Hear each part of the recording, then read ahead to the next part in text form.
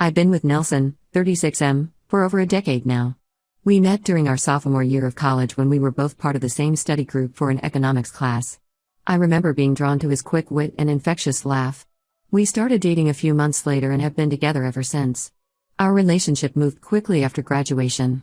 We both landed jobs in the same city and decided to move in together. Nelson proposed on our 3-year anniversary during a weekend getaway to the beach. It was simple and perfect, just like us. We got married a year later in a small ceremony surrounded by our closest friends and family.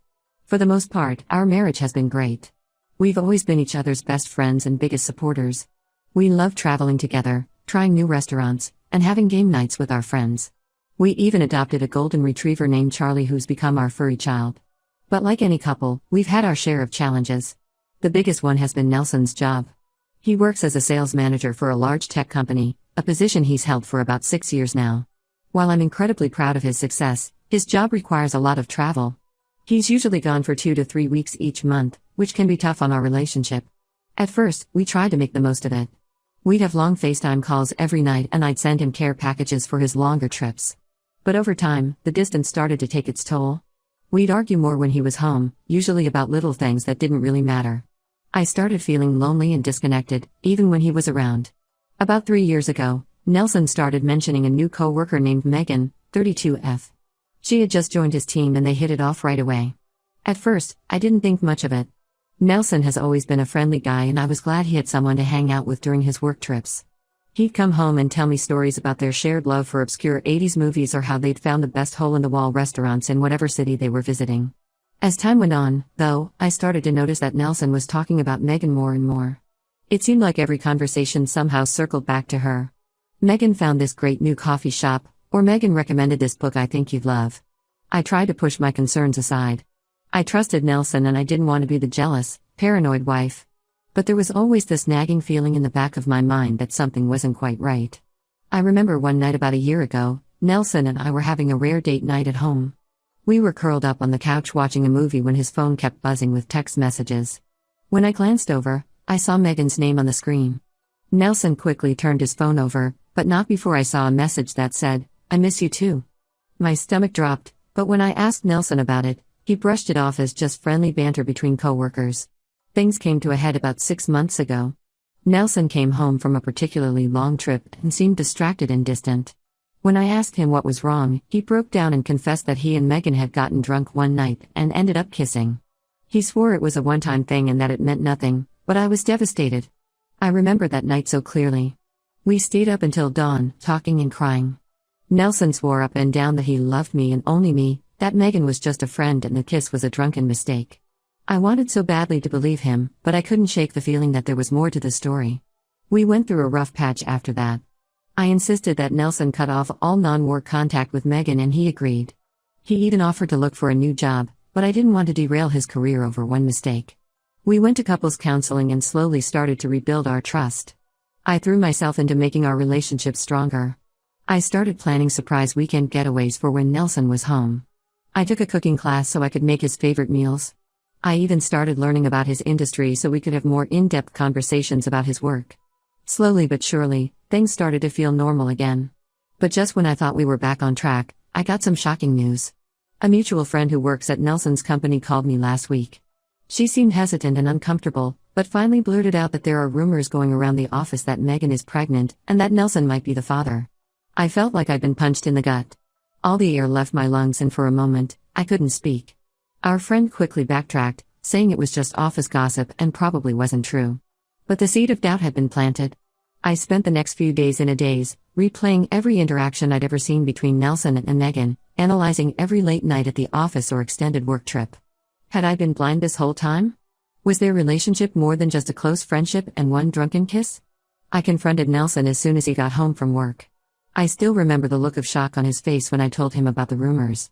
He seemed genuinely surprised and swore up and down that he hasn't had any sexual contact with Megan beyond that one drunken kiss. He offered to take a paternity test as soon as the baby is born to prove his innocence. I want to believe him, I really do. But I'm having a hard time trusting anything he says right now. The timing lines up perfectly with that work trip where he confessed to kissing Megan. What if more happened that night than he's admitting to? And even if nothing physical happened, has he been emotionally cheating on me this whole time? I'm torn about what to do next. Part of me wants to leave Nelson and start fresh. The trust between us feels irreparably broken. But we've built a life together and I still love him despite everything. We have a home together, shared friends, and even talked about starting a family of our own before all this happened. I'm also not 100% sure that the rumors are true. It's possible that Megan is pregnant by someone else and people are just jumping to conclusions because of how close she and Nelson have been. But even if that's the case, can I ever truly trust Nelson again? For now, I'd ask Nelson to move into our spare bedroom while I sort through my feelings. He's being very understanding and giving me space, which I appreciate. But I can't help feeling like my whole world has been turned upside down. I find myself lying awake at night, staring at the ceiling and wondering how we got here. I think back to our college days, to our wedding, to all the happy memories we've shared. How did we go from that to this? I don't know what to do. Should I wait for the paternity test results before making any big decisions? Should I reach out to Megan directly to get her side of the story? Or should I just cut my losses now and file for divorce? Any advice would be greatly appreciated. I feel like I'm drowning and I don't know which way is up anymore. Update 1, it's been about a month since my last post and a lot has happened. First of all, thank you to everyone who offered advice and support. Your kind words and thoughtful suggestions have been a lifeline during this difficult time. After much deliberation, I decided to reach out to Megan directly. I know many of you advised against this, warning me that it could lead to more hurt and confusion. But I couldn't shake the feeling that I needed to hear her side of the story. I needed to look her in the eye and try to understand what had really happened between her and my husband. Getting in touch with Megan wasn't easy. I didn't have her personal contact information, and I certainly wasn't going to ask Nelson for it. Eventually, I managed to find her on social media and sent her a message explaining who I was and asking if we could meet. To my surprise, she agreed almost immediately. We met at a small cafe on the outskirts of town, far from Nelson's office or any of our usual haunts. I arrived early, my stomach in knots as I waited for Megan to show up. When she walked in, I was struck by how ordinary she looked. I'm not sure what I was expecting, some femme fatale perhaps, but the woman who sat down across from me just looked tired and nervous. Megan seemed hesitant at first, but as we started talking, she became surprisingly open about everything. She confirmed that the rumors about her pregnancy were true. She's about 3 months along. However, she insists that Nelson is not the father. According to Megan, she had a brief fling with another coworker, Tom, 29M, around the time she got pregnant. She and Tom had kept their relationship quiet because office romances are frowned upon at their company. As Megan spoke, I found myself studying her face, looking for any sign of deception. But her story seemed genuine. She explained that she was shocked when she heard the rumors about Nelson potentially being the father. She admitted that she and Nelson had grown close over the years and that there was some mutual attraction, but she swears nothing physical ever happened between them beyond that one drunken kiss. To back up her story, Megan even showed me text messages between her and Tom discussing the pregnancy. The timestamps and content seemed to corroborate her version of events. I felt a wave of relief wash over me, quickly followed by a new surge of confusion and hurt. If Megan was telling the truth, why hadn't Nelson been more forthcoming about their relationship? I asked Megan why she hadn't come forward to clear Nelson's name when the rumors started. Her answer surprised me. She said she was afraid of losing her job if her relationship with Tom came to light. She also didn't want to drag Tom into the mess since he's engaged to someone else. I could see the fear and regret in her eyes as she explained this, and despite everything, I found myself feeling a bit sorry for her. Our conversation lasted for over 2 hours. We talked about her relationship with Nelson, about the dynamics at their office, and about the pressure and loneliness that comes with frequent business travel. By the end of it, I felt like I had a much clearer picture of the situation, though not necessarily a happier one. After my conversation with Megan, I went home and sat down with Nelson. I told him everything Megan had said and watched his reaction carefully. He seemed genuinely relieved and thanked me for taking the initiative to talk to Megan. He reiterated that nothing had happened between them and said he had been racking his brain trying to figure out how these rumors had started. We had a long, honest conversation about our relationship and the issues that led to Nelson becoming so close with Megan in the first place. Nelson admitted that he had been feeling lonely and disconnected due to all his work travel, and that his friendship with Megan had filled a void. He realized now how inappropriate their relationship had become, even if it never crossed the line into a physical affair. As we talked, I found myself remembering all the little moments over the past few years where I'd felt neglected or pushed aside. The missed anniversaries because of important business trips. The distracted conversations where Nelson seemed more interested in his phone than in what I was saying. The gradual drift that had happened between us, So slow I barely noticed it until it became a chasm. Nelson has agreed to look for a new job that doesn't require so much travel. He's also recommitted to working on our marriage and rebuilding the trust between us. We've started seeing a couples counselor again and are taking things day by day. I know we're not out of the woods yet. There's still a lot of hurt and mistrust to work through. But I feel cautiously optimistic about our future for the first time in months. We're talking more openly than we have in years, really listening to each other's needs and fears. As for Megan, she's planning to come clean to HR about her relationship with Tom. She's worried about the professional consequences, but feels it's the right thing to do. I actually feel bad for her. This whole situation has been a mess for everyone involved. Looking back, I realize how close I came to throwing away my marriage based on rumors and suspicions. While Nelson's relationship with Megan was inappropriate and hurtful, it wasn't the full-blown affair I had feared. I'm grateful that I took the time to investigate and communicate before making any drastic decisions. That being said, we still have a long road ahead of us. Trust, once broken, is not easily rebuilt. But for the first time in a long time, I feel like Nelson and I are on the same team again, working together instead of against each other. I'll keep you all updated as things progress. Thank you again for all your support during this difficult time. Your advice and kind words have meant more than you know. Update 2. It's been another month since my last update, and I'm afraid things have taken a turn for the worse. I really thought Nelson and I were on the path to reconciliation, but some new information has come to light that has shaken everything up again. About 2 weeks ago, I got an anonymous email from someone claiming to be a coworker of Nelson and Megan. The sender said they couldn't stand by and watch me be deceived any longer. The email contained some very detailed information about Nelson and Megan's relationship, including dates and locations of times they had allegedly been intimate. The sender said they felt guilty for staying silent and wanted me to know the truth. At first, I was hesitant to believe anything from an anonymous source. After all, it could have been someone with a grudge against Nelson or Megan, or even just a troublemaker who got off on creating drama. But the level of detail was unsettling, and some of the information lined up with things I already knew. I spent days agonizing over what to do with this information. Should I confront Nelson? Reach out to Megan again? Ignore it entirely? In the end, I decided to do some digging of my own before making any accusations. I reached out to some of Nelson's other co-workers under the guise of planning a surprise party for him. It wasn't entirely a lie. His birthday is coming up in a few months, and I had been thinking about doing something special. As I talked to his colleagues, I casually brought up Megan and watched their reactions. To my dismay, I was able to verify some of the information from the email. It seems that Nelson and Megan's relationship was common knowledge around the office. Several people confirmed seeing them behaving inappropriately at work events, everything from lingering touches to disappearing together for hours at a time during conferences.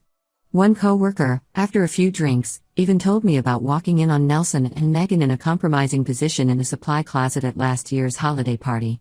She apologized profusely for not telling me sooner, saying she didn't want to get involved in someone else's relationship drama.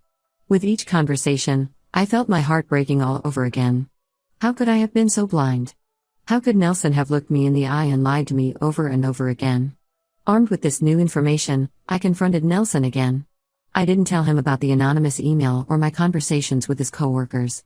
I simply told him that I knew he hadn't been entirely truthful about his relationship with Megan, and I gave him one last chance to come clean. This time, Nelson broke down and admitted that he had been lying. His affair with Megan had been going on for over a year, and it had definitely crossed the line into a physical relationship. He swore that it had ended when I first confronted him about the kiss, but the damage was already done.